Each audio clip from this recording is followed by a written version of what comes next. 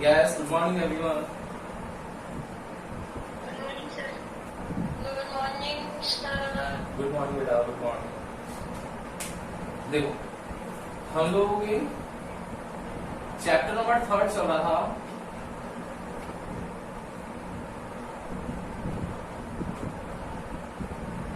Current electricity. Current electricity में मैंने आप लोगों को कल सीरीज एंड पैरेलल कॉम्बिनेशन के क्वेश्चन करवाए थे। हमारे मेथड्स चल रहे थे, methods to find the value of R find करने के मेथड्स। उसमें हम लोगों ने फर्स्ट लिखा था कौन सा कि ओम्स लॉ था, V equals to I R. Second आप लोगों ने मैंने बताया था आप लोगों को ग्राफिकल मेथड कि ग्राफ से कैसे फाइंड कर सकते हैं। फिर थर्ड था उस ग्राफ के बाद में कि अगर आप लोगों को यहां पर फॉर्मूला है सीरीज और पैरेलल कॉम्बिनेशन का, सीरीज और पैरेलल का, फिर अगर आप लोगों के पास में फॉर्मूला है R equals to rho L upon A का, उससे भी निकाल सकते हैं। और फिफ्थ है जिसमें टेम्परेचर कॉफिशिएंट की बात होती है। तो आज की हेडिंग है हमारी फिफ्थ वन, ये हम लोगों ने बाकी सारे पढ़ लिए थे। फिफ्थ है आज हमारा टेम्परेचर कॉफिशिएंट।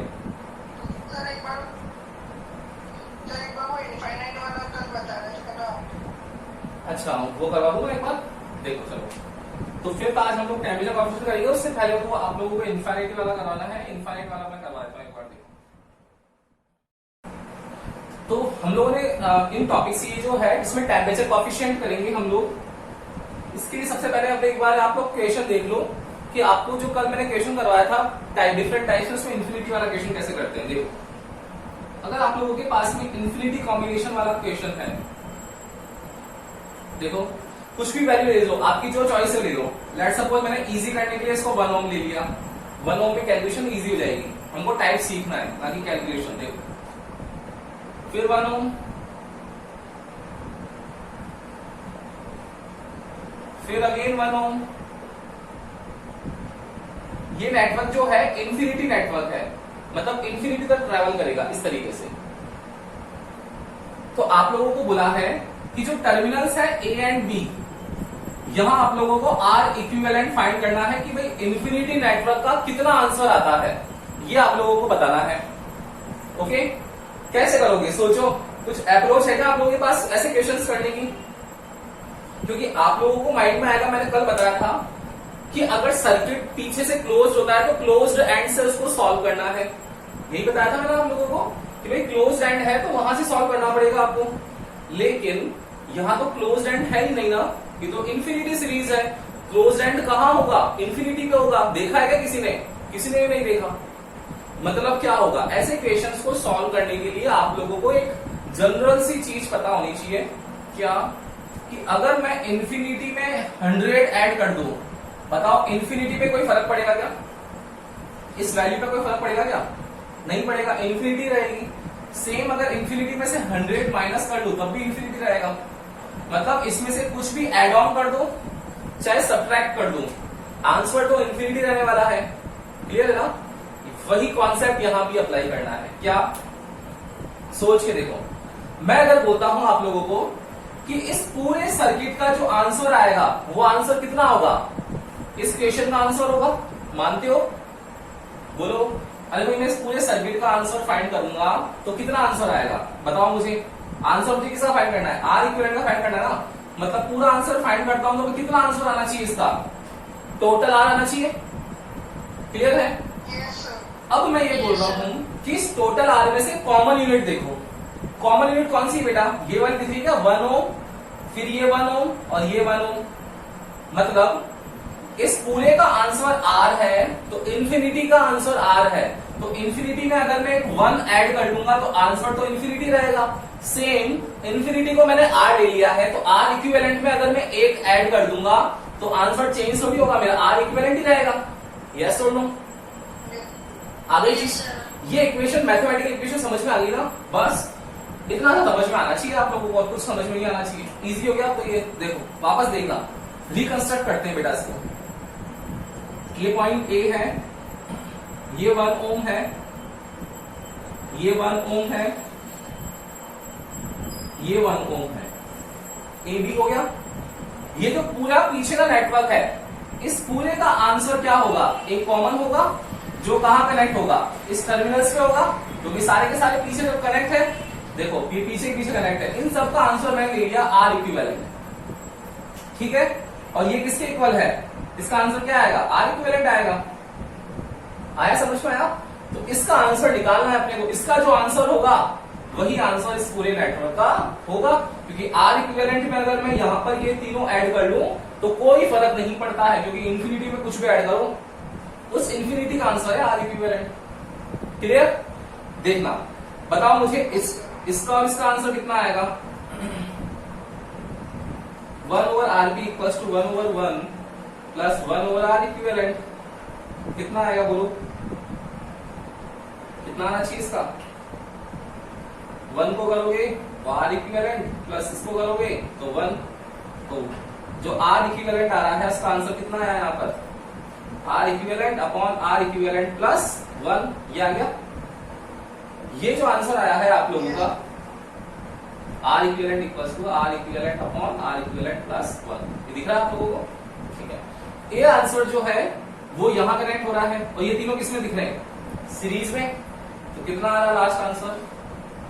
आर इक्विवेलेंट कितना आएगा? 1 प्लस फिर प्लस, तीनों सीरीज में है तो कितना हो गया?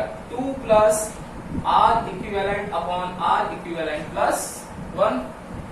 कर लो सॉल्व इसको, कितना आएगा? 2 R equivalent plus 2 plus R equivalent upon R equivalent plus 1। इसको मल्टीप्लाई कर लो, कितना हो जाएगा? R square plus R equals to 2r plus 2 plus R. कितना हो गया? देखो इस r से r कैंसिल हो गया, तो कितना बच गया? R square minus 2r minus 2 equals to 0। क्या इस इक्वेशन को सब जगह सॉल्व नहीं कर सकते हो क्या? Minus B plus minus B square minus 4ac upon 2a से कर लोगे? बताओ। बस इससे आर इक्विवेलेंट आंसर आ गया। बोलो भी आया? सबको समझ में आ गया? वैभव इजी है ना?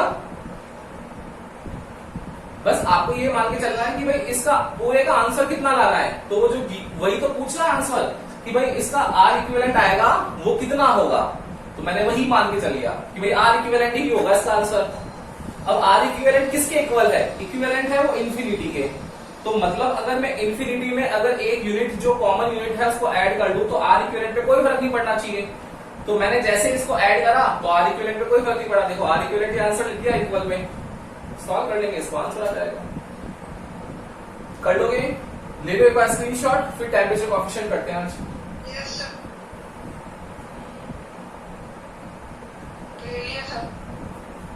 चलिए अब देखो टेम्परेचर कोएफिशिएंट पे करते हैं।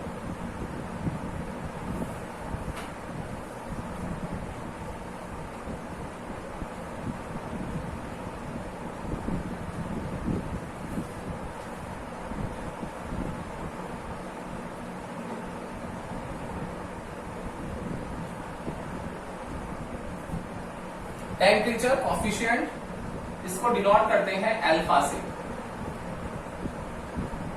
देखो क्या होता है टेम्परेचर कोएफिशिएंट, मैं बोल रहा हूं आप लोगों के पास एक रॉड है, सिलेंड्रिकल रॉड है। इस सिलेंड्रिकल रॉड को अगर मैं यहां से हीट दूं तो लेट सपोज इसकी लेंथ L है, ठीक है।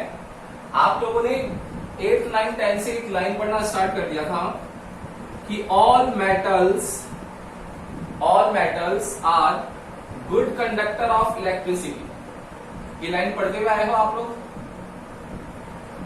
मतलब उसमें से इलेक्ट्रिसिटी का फ्लो जो है वो बहुत अच्छा होने वाला है। अब वही मैंने मेटल का एक कोई सा भी मेटल ले लो, मेटल सिल्वर ले लो, गोल्ड ले लो, कॉपर ले लो, एल्यूमिनियम ले लो, आयरन ले लो, कोई सा भी आपकी जो इच्छा है वो ले लो। ले लिया मैंने, उस मेटल को मैं हीट दे रहा हूं, तो बताओ बेटा हीट देने से क्या होगा कि ये जो 11th क्लास में पढ़ा था हम लोगों ने कि सॉलिड ऑब्जेक्ट है और सॉलिड ऑब्जेक्ट्स जो होते हैं वो कंडक्शन प्रोसेस की वजह से उनके अंदर एक्सपेंशन हो जाता है। याद आया 11th क्लास? यहां पर वही केस होने वाला है कि जो सॉलिड्स होंगे, ये सॉलिड रॉड है, मेटेलिक रॉड, उस मेटेलिक रॉड को जैसे ही हम लोग हीट देंगे तो हीट देने से क्या होने वाला है कि इसकी जो लेंथ है वो लेंथ देखो स्लाइटली इंक्रीज हो जाएगी, ये डेल्टा एल से इंक्रीज हो गई, तो ओवरऑल टोटल लेंथ कितनी हो गई? L plus delta L.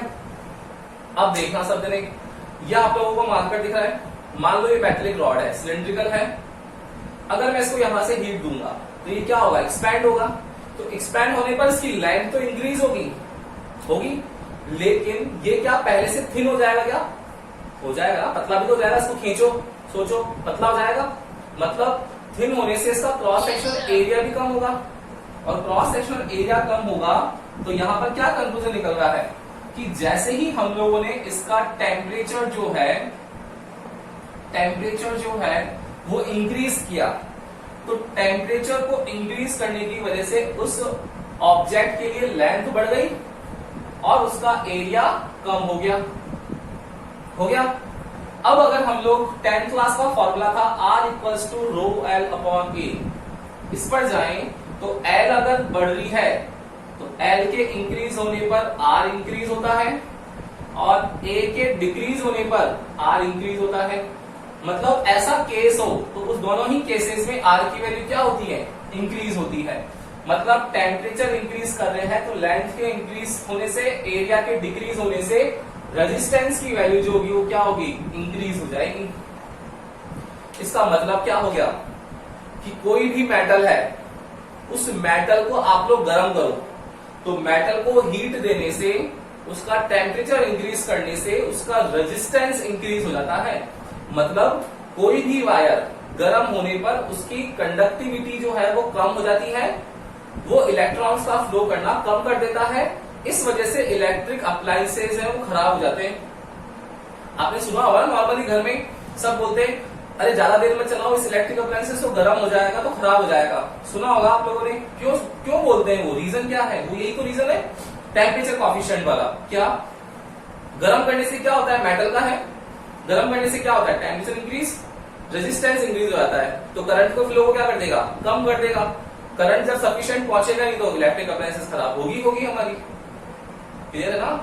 तो यहां पर ये याद रखना है कि जितने भी मेटल्स होते हैं, मेटल्स का टेम्परेचर इंक्रीज करने पर उनका रेजिस्टेंस भी इंक्रीज होता है। कंडक्टर में है ये सारी कहानी। इंसुलेटर और सेमीकंडक्टर में कुछ डिफरेंट होता है टेम्परेचर में इंक्रीज करने पर। ले लो एक बार इसका स्क्रीनशॉट और एक लाइन लिख लेना यहां पर।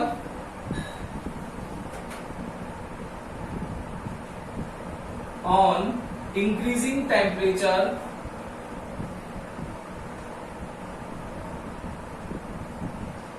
the resistance of metal will also increase.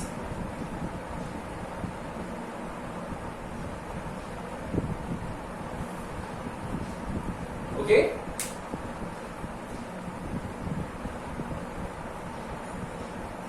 ले लिया स्क्रीनशॉट? ले लिया? हो गया? अब देखना, अब मुझे यहां पर एक चीज बताना कि टेम्परेचर कॉफिशिएंट को कैसे डिफाइन कर सकते हैं। सब दिन देखना, वापस एक बार डायग्राम ड्रॉ करना पड़ेगा। अभी तक टेम्परेचर पढ़ा है, टेम्परेचर कॉफिशिएंट के बारे में अभी तक नहीं आया आप लोगों के। देखना टेम्परेचर कॉफिशिएंट, मैं वापस बोल रहा हूं आप लोगों को। एक रॉड है, इस रॉड को मैंने हीट दी यहां से, इसकी लेंथ L है, तो ऐसा करते ही इसकी लेंथ इंक्रीज हो गई। कितने से हो गई? डेल्टा एल से। तो न्यू लेंथ आ गई L प्लस डेल्टा एल। तो आप लोग बोलोगे कि सर लेट सपोज इसका इनिशियल रेजिस्टेंस मैंने ले लिया R1, ले लिया, तो यहां पर डेल्टा एल लेंथ इंक्रीज हो गई। लेंथ इंक्रीज होने से अभी भी देखा हम लोगों ने क्या होता है? रेजिस्टेंस भी इंक्रीज हो जाता है। तो रेजिस्टेंस इंक्रीज हो जाएगा तो डेल्टा एल से अगर ये हुआ है तो रेजिस्टेंस भी किससे इंक्रीज होगा? डेल्टा आर से होगा। तो जो यहां पर आप लोगों के पास में न्यू आर आएगा, R2 आएगा, वो क्या आएगा कि जो प्रीवियस वाला है R1 प्लस डेल्टा आर, यही तो था। यहां पर लेंथ कितनी थी L1 इक्वल्स टू L, तो L2 कितनी आ गई L plus delta L। Same यहां का रेजिस्टेंस है R, उसमें डेल्टा R और ऐड हो गया तो न्यू R कितना आ जाएगा R plus delta R। Yes और नो, आया समझ में? देखना, तो ये यही चीज बोलता है कि जो यहां पर रेजिस्टेंस में इंक्रीमेंट हो रहा है, increment in resistance delta R is directly proportional to R। इसका मतलब क्या है कि लेट सपोज यहां पर R की वैल्यू, रेजिस्टेंस की वैल्यू ज्यादा है, एक 10 ओम का है, एक 5 ओम का है। सोचो क्या होगा कि 10 ओम का है तो उसमें इंक्रीमेंट डेल्टा R जो है वो ज्यादा होने वाला है, एंड 5 ओम होगा रेजिस्टेंस, उसके लिए डेल्टा R की वैल्यू भी कम होगी। मतलब जितना डेल्टा R होगा उतना ही R होगा, डायरेक्टली प्रोपोर्शनल। और R इंक्रीज होता कब है? जब टेम्परेचर इंक्रीज करते हैं। मतलब डेल्टा R डायरेक्टली प्रोपोर्शनल भी होगा किसके? टेम्परेचर के, डेल्टा T के। तो इक्वेशन फर्स्ट, इक्वेशन सेकंड, दोनों को मिलाकर ये लिख देंगे। तो therefore from equation first and equation second delta R is directly proportional to R into delta T। कितना आएगा? प्रोपोर्शनल साइन हटाओगे तो इक्वल का साइन आएगा और एक कॉफिशिएंट आएगा अल्फा। यहां पर ये याद रखना, ये डायरेक्टली प्रोपोर्शनल का सिंबल है, ये अल्फा का सिंबल है, कंफ्यूज मत हो जाना। ओके, तो ये alpha R delta T। Values लिख लो, क्या आ जाएगी वैल्यूज? डेल्टा कितना होगा? देखो डेल्टा R2 माइनस R1, ये R2 minus R1 equals to alpha. R कौन सा है? इनिशियल R1, डेल्टा T को चाहो तो लिख लो T2 माइनस T1। तो अल्फा कितना आ जाएगा? R2 minus R1 upon R1 T2 minus T1। ये आप लोगों का लास्ट आंसर आ गया। इसको बोलते हैं क्या? Temperature coefficient. टेम्परेचर कॉफिशिएंट आया क्या समझ में? यस और नो? Yes, sir. आ गया। एक बार ले लो इसका स्क्रीनशॉट बेटा, बहुत इजी है। अब इसका क्वेश्चंस जो है वो एग्जाम में आते हैं, वो क्वेश्चन मैं आप लोगों को करवा देता हूं।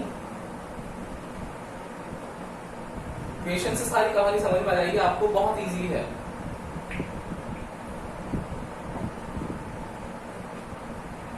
ले लिया स्क्रीनशॉट?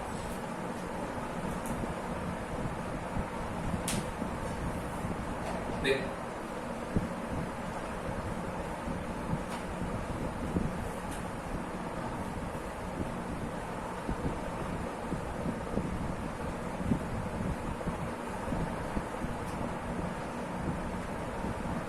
क्वेश्चन देखना, first question.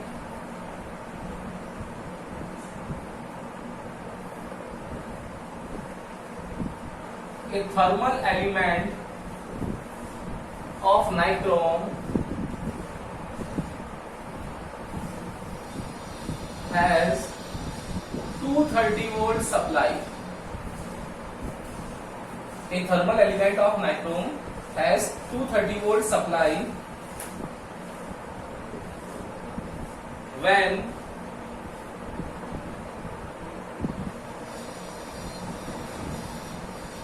has 230 volt supply with initial current of 3.2 ampere. This current gets stable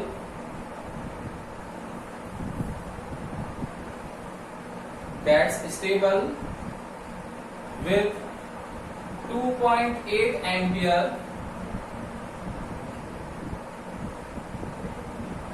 after some time. ठीक है? If the initial temperature is 27 degrees Celsius, then find the temperature of nichrome element if temperature of coefficient is 1.70 into 10⁻⁻⁴ degree Celsius inverse. ये question आ गया आप लोगों का exam में, ये question आ भी रखा है सीबीएसई में। बताओ भाई कैसे करोगे question? Yes, a thermal element of nichrome has 230 volt supply with initial current of 3.2 ampere. This current gets stable with 2.8 ampere after some time. If the initial temperature is 27 degrees Celsius, then find the temperature of nichrome element if alpha equals to this. कर सकते हो क्या? Yes or no? Yes. बहुत easy question है, बहुत easy है। सबसे पहले आप लोग क्वेश्चन में गिवन लिखा करो भाई। गिवन लिखने से आप लोगों को आइडिया लग जाएगा काफी चीजों का। देखो नाइक्रोम एलिमेंट है, सप्लाई गिवन है, कितनी गिवन है? 230 volt. Clear? With initial current मतलब I1 दे रखा है 3.2 ampere. This current gets stable with 2.8 ampere मतलब I2 गिवन है 2.8 ampere after some time. If the initial temperature मतलब T1 गिवन है 27 degree Celsius, then find the temperature. T2 पूछा है, इफ अल्फा दे रखा है। क्या करना चाहिए बताओ? हम लोगों को टेम्परेचर निकालना है तो फॉर्मूला क्या होता है? फॉर्मूला होता है आप लोगों का alpha equals to R2 minus R1 upon R1 T2 minus T1। 867। हाँ ठीक है, आ रहा होगा, बिल्कुल सही है। देखो कैसे करेंगे, क्या करना चाहिए भाई? R2 और R1 निकालना है। यहां तो दे नहीं रखा ना, लेकिन आपको देखो ध्यान दोगे तो वोल्टेज दे रखा है, करंट दे रखा है, बिल्कुल निकाल सकते हैं हम लोग। क्या करेंगे बेटा कि I1 इक्वल्स टू क्या होता है? V upon R1। तो रेजिस्टेंस निकालना है, तो रेजिस्टेंस कितना आ जाएगा? V अपॉन I आ जाएगा। देखो फर्स्ट वन R1 के लिए कितना आएगा? V कितना आएगा? 230 वोल्ट अपॉन I कितना है? इनिशियल 3.2। इसको सॉल्व करोगे तो कुछ आंसर आएगा। कितना आया वैभव? कितना आया यहाँ पर? फिर 230 अपॉन 2.8 करोगे तो इससे R2 आ जाएगा। दोनों के आंसर आ जाएंगे R1 R2 के। बोलो वैभव कितना आंसर? कराना सॉल्व वैभव। 71 इसका तो पहले वाले का 71 होगा। 0.87 आएगा आई थिंक, है ना? हाँ सर, और दूसरे का 82.1 ले लिया अपन ने। चलो 1.4 आ रहा है, ठीक है। दोनों की वैल्यूज आ गई, दोनों की वैल्यूज रख दो यहाँ पर। अल्फा इक्वल्स टू क्या आ जाए? अल्फा अच्छा दे रखा है, अल्फा तो 1.70 into 10⁻⁻⁴। R2 कितना है? 82.4 माइनस 71.87 अपॉन 71.87। T2 फाइंड करना है, T1 दे दिया 27। निकाल लेंगे तो भेज देंगे इसको। तो T2 minus 27 equals to 82.14 minus 71.87 upon 71.87 multiply by 1.70 into 10⁻⁻⁴। जो भी आंसर आएगा इसका 867 बता रहा ना तू, तो कितना आएगा? 840 आएगा इसका समथिंग। ये T2 माइनस 27 तो कितना आ गया? T2 840 प्लस ऐड कर लेंगे इसको, बताओ कितना आएगा? T2 माइनस 27 इक्वल्स टू 840, तो T2 इक्वल्स टू जाएगा प्लस हो जाएगा 867 डिग्री सेल्सियस आंसर आ जाएगा। यस और नो? कर लोगे ना? इजी है, काफी इजी है। ले लो एक बार इसका स्क्रीनशॉट, फिर देखो सेकंड क्वेश्चन करते हैं एक बार, और एक क्वेश्चन और करते हैं।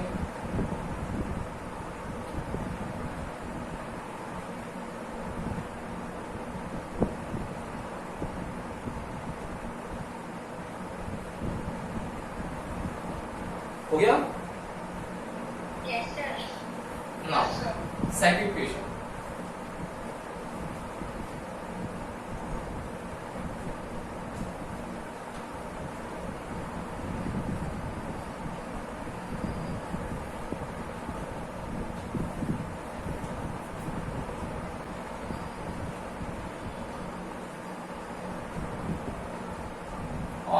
temperature at 27 degrees Celsius,